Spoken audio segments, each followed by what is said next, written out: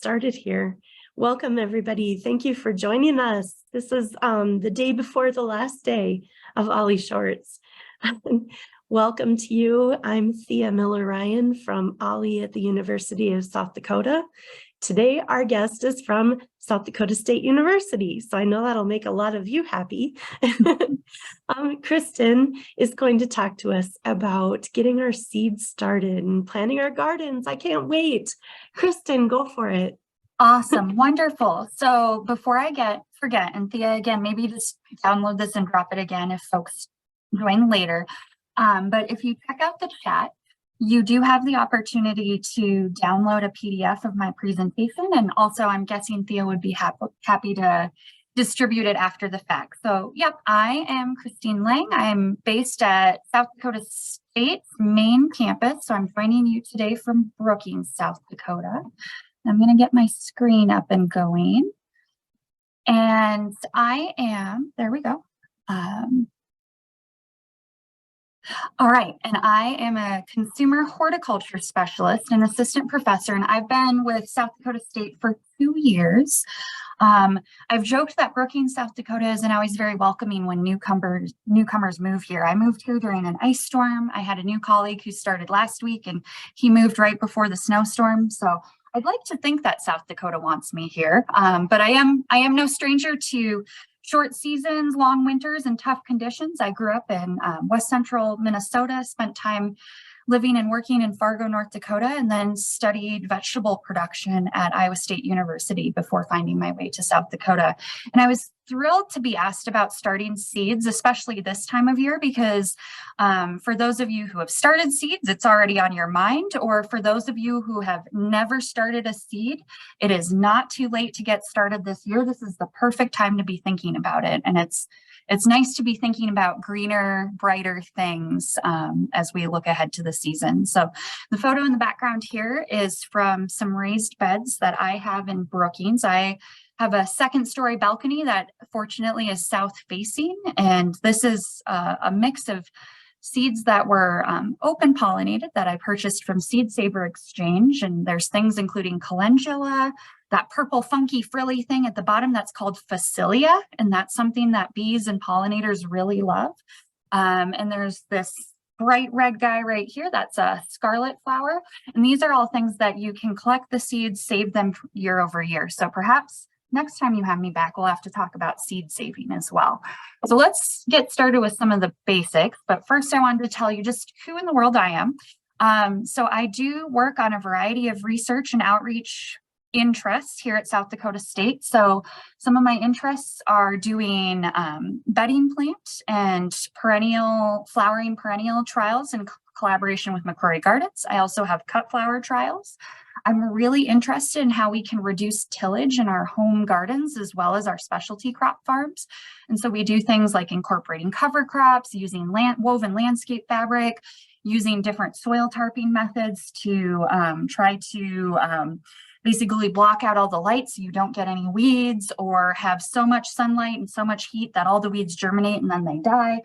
I've done things like grafting tomatoes, which is where you take a top and a bottom portion and put them together for a desirable plant. And I have a keen interest and quite a bit of experience growing in high tunnels as well, which can be a great tool for lengthening our season in South Dakota, but can be challenging sometimes with wind. Now, I think a common thread for all of these research interests is all of these plants start as seeds, and most of the crops I work with start as seeds that are grown indoors. So I just want to walk you through some tips and tricks. If you have questions throughout the presentation, feel free to put those in the chat or unmute your microphone. Thea's going to help me keep an eye on the chat and stop me if questions come up. And then we'll have plenty of time for discussion at the end as well. And I do have some extension resource links that are included throughout the presentation, so you can do a deeper dive, because it's really hard to cover everything in half an hour, as you can imagine. So first and foremost, if you're thinking about seed starting, I really recommend getting organized. And if you're someone who's never started seeds before, I would advise more is less. I am so guilty of getting all the seed catalogs, And again, I told you I have a second-story balcony. I have like 4 raised beds that are the size of small kitchen tables. I have very limited space, and somehow I still ended up spending over $200 on seeds last year, which was way more seed than we needed. So I now have seed that I'm keeping for several years. So I keep all of my seed packets organized. Okay, right now they're kind of a mess, but they're going to be organized. So think about, if you have a favorite vegetable, if you have a couple of favorite flowers that you'd like to experiment with starting from seed, maybe come up with, these are my 5 to 10 favorite things, and then do a little bit of research. How difficult are those to start, or do I feel confident starting those, or would that be something like petunias? It's a little bit more difficult to start from seed and manage.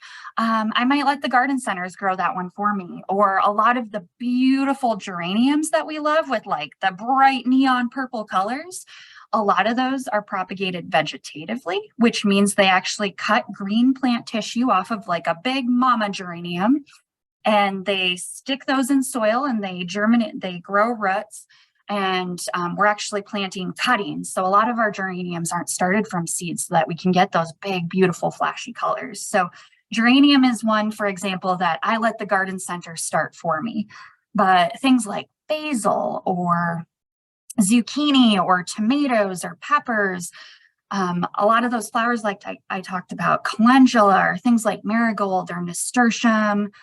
Zinnias are really easy to start from seed. Snapdragons are pretty easy to start from seed, except for the fact that the seeds are really tiny. So, start with some of the easier to seed items that will really set you up for success. The photo on the left is just an example of how I lay out different, these were different tomato seeds.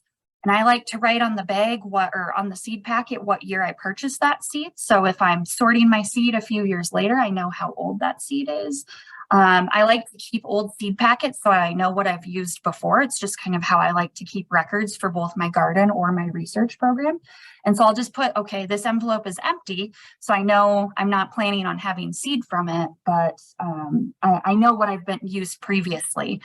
I cannot stress enough the importance of whether it's a plastic label, a wooden stake, waterproof tape that you stick to the front of a tray or on your plastic cup, or if you like starting seeds in plastic cups and you want to write on it with a Sharpie, but have some way to label what seeds are started where. You always think, oh, once the plants germinate, I'll know what they are. But a lot of plants, when they're teeny tiny, only a ½ inch tall, a lot of them look very similar at that stage. Or if something doesn't germinate at all, it's helpful to know what was started so you realize, okay, I need to change something about how I started this seed. Maybe it got too wet, or it was too hot or too cold, or maybe this is just a really finicky seed. So having everything labeled neat and tidy.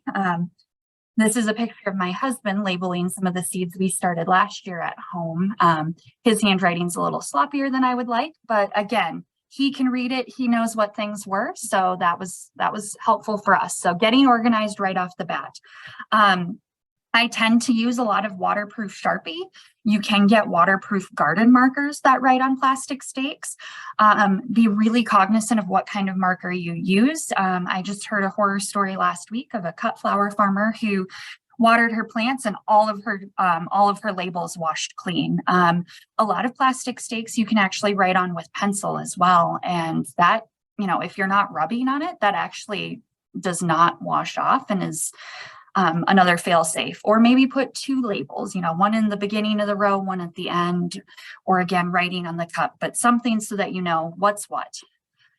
Okay, a big question for South Dakota is, when in the world should I be starting seeds? I will share one of my tips is I actually, more often than not, see people starting indoor seedlings way too soon. And the plants end up getting way too big, and they outgrow the container they're in, and they start to get tall and floppy and really sad and unhappy looking. So do pay attention first and foremost to the last frost date in South Dakota. And I've highlighted in yellow, but there is a tool called the SDSU Mesonet, and there is a set of tools under the state climatologist toolbar about frost and freeze. And you can set this for different degrees. You can look at spring, you can look at fall.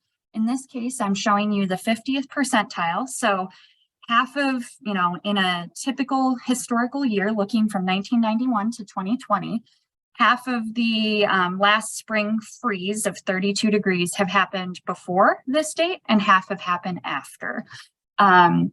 So this is kind of generally thought of as the frost-free date. If you want to be more conservative, you might plan, 3 to 5 days to a week after this date. But again, it's a color-generated map, so you can look at where in the world you are in South Dakota and start to make some informed decisions about when to plant. As you look at this map and think about those dates, Mother's Day tends to fall, somewhere around early May, and that's why a lot of people start, put plants out in early May.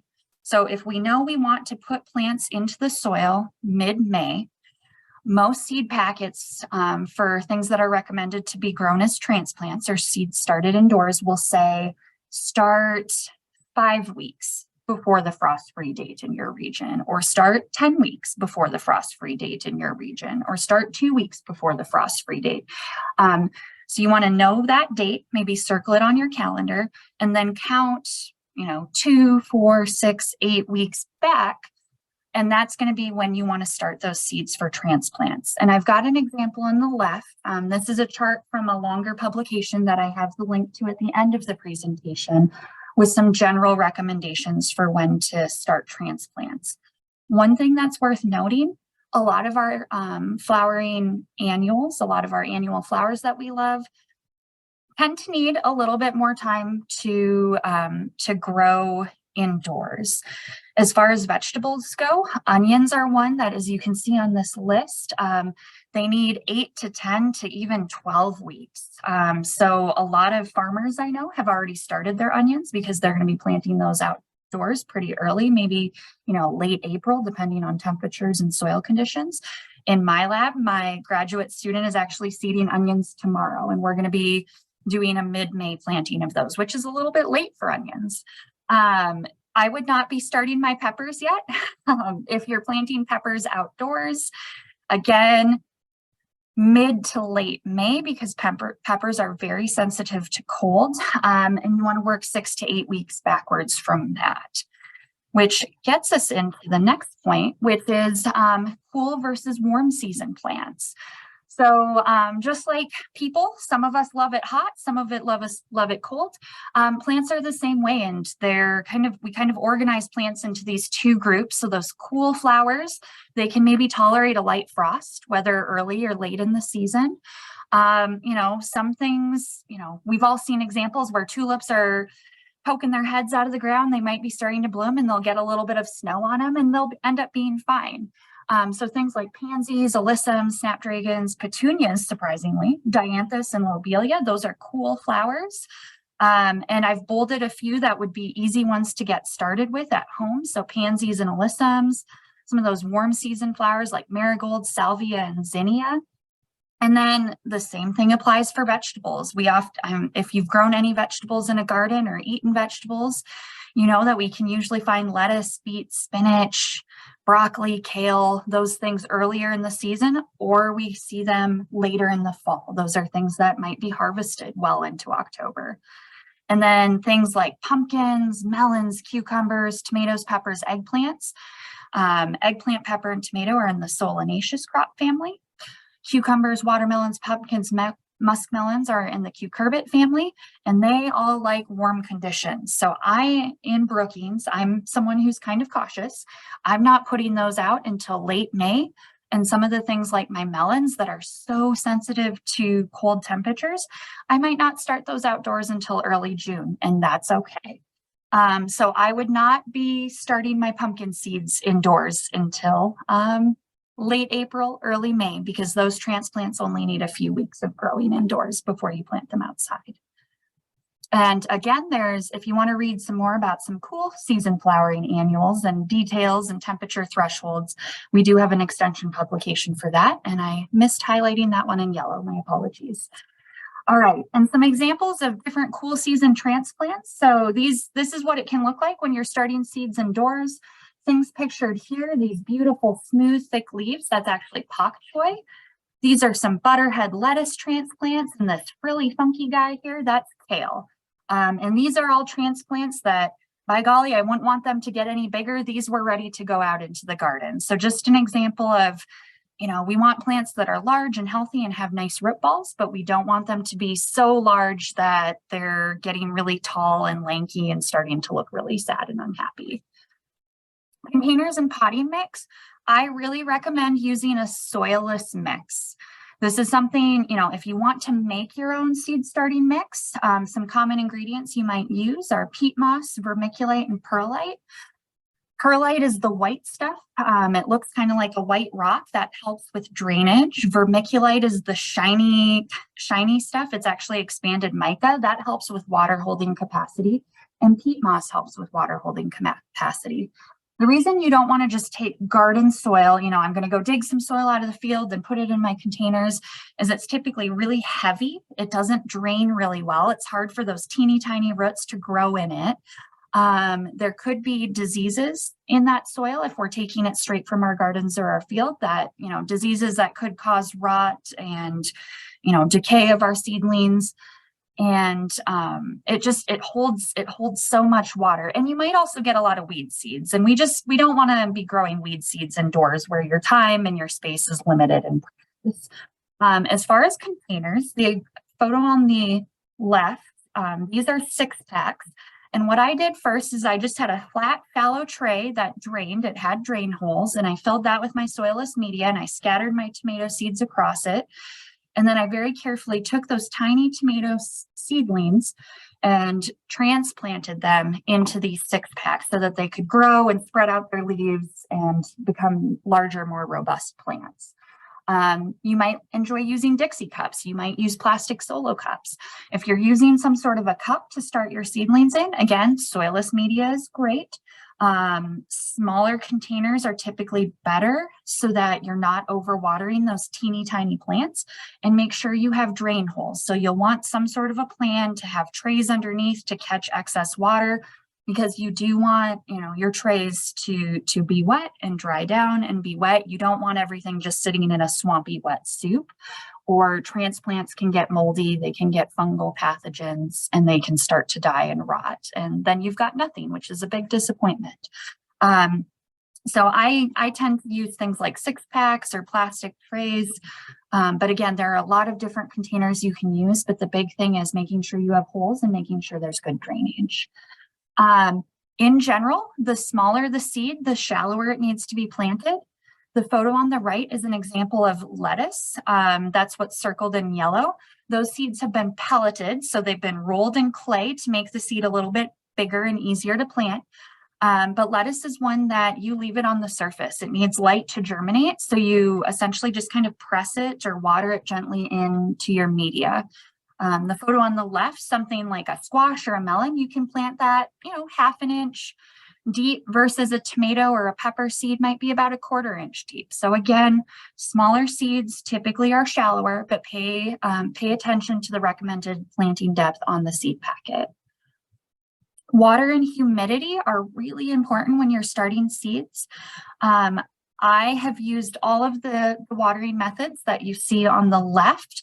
The first one with the green handle, that is actually, just like a garden, pesticide spray bottle. So the reason I show that is that fine mist can be really helpful for watering newly planted soil with teeny tiny seeds that we don't want to blast out of the area. But if you're going to use a pesticide container like that, get a brand new one. Don't take one that's already been used to spray dandelions, then bring it in for seed starting, because there will be herbicide residue and that would damage your plants. But get a clean spray bottle, and that way you have a nice fine mist for being able to water your plants, or even a hand spray bottle. And my favorite type of watering wand, if you're someone who is setting up a whole greenhouse or an area of your garage and you're really getting into seed starting, I look for what's called like a rain wand. If it's a spray nozzle that you can use to wash your driveway or wash your car, that's way too aggressive. You have no business ever watering plants with it. So think about gentler ways to water these sprays. And especially if you're setting this up in your bathroom or in your garage or somewhere in your basement, if you have a heated garage, of course, some indoor space or it's shelving in your office, you might just have like a little watering can and gently water that way. And those are all fine options. A lot of seedlings germinate better if they have consistent soil moisture and there's greater humidity than what the average home has, especially in winter. So using something like a plastic dome, or some people will cover shelves with some plastic sheeting so you create some artificial humidity, or maybe just having a humidifier close to your seed starting area, especially if it's a small room and you can keep it sealed off. Those are all great ways to increase humidity. And this is just called the humidity dome, and you can get it from a lot of garden supply stores, both online or in real life. Temperature can be really important, especially for a lot of those warm season crops. They like warm soil, they like warmer growing environments. The photo on the right with the blue mats, those are examples of heat mats.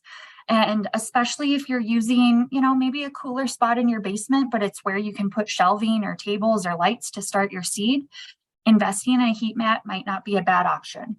Now, I either make sure that the heat mat comes with a thermostat or purchase a thermostat that you can plug the heat mat into. Something that's key in this photo, and I should have circled it, but you can see this black tubing and it's poked into the soil. That is a little temperature probe. So that heat mat, we'll just pretend it's been set to 80 degrees because they're trying to germinate peppers or tomatoes that like warmer soil for germination, or maybe even 85 degrees. There's a little soil probe. And if that soil is just like a home thermostat, if that soil is that temperature, that heat mat is shut off, it's not running. If that temperature gets too cool, that heat mat's going to switch on, warm up that soil. So it's switching on and off. It's not running constantly. A lot of times these heat mats, if they don't have those thermostats, can overheat. You'll get 100+ degrees. And I've seen examples where tomatoes and peppers have been barbecued, and that's really unfortunate. We get a lot of questions about light. First of all, if you want to do a deep dive on light, I highly recommend the University of Minnesota. They have a great article on indoor lighting, and we're seeing a lot of LEDs. They're getting cheaper. There's lots of options. If you're going to invest in LEDs, and yes, this is an example of my home seed starting where we took some popsicle sticks and chains and made a frame and hung LED lights. I really recommend full spectrum LEDs. So there's different wavelength or different combinations of red and blue. But for starting transplants indoors, full spectrum, so it should look more white than purple in most cases. Full spectrum is generally best. You do want high light output. So typically these are lights, you might see a rating, 1,000+ foot candles is kind of an old metric, or 250 to 450 micromoles per meter per second squared. Is photon flux is a new way to measure light. But for transplants, if you don't have enough light, your plants tend to be your plants tend to be yellow, they might be leggy, they're going to look straggly and sad. And you'll see here that the lights were hung really low, and as those plants grew, we raised them up with a chain. So oftentimes I see folks aren't hanging their lights low enough, and the plants are starting to stretch and reach for light because they just can't get enough of it. Now, if you have a really, really bright south-facing window, you may not need as much light. You might just want to hang a fluorescent or have a lamp nearby to help with some supplemental lighting on those cloudy days. Some free tips and tricks for strong, healthy plants. I use a fan in indoor settings, so you get some movement of the stem. That helps ensure that plants are nice and robust and strong. Using a liquid fertilizer several times while you're growing your transplants indoors is really helpful, and we have a full publication on fertilizer recommendations. And then a lot of those flowering plants, if you want branching or bushier plants, so this is snapdragons in the photo here, I will actually pinch off that growing point and so that you'll have more branching and more flower stalks.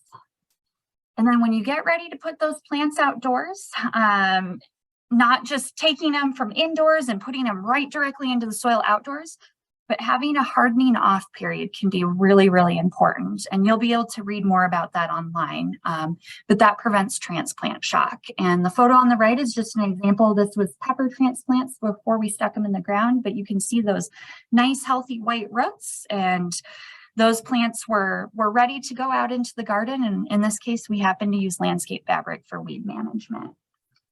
All right.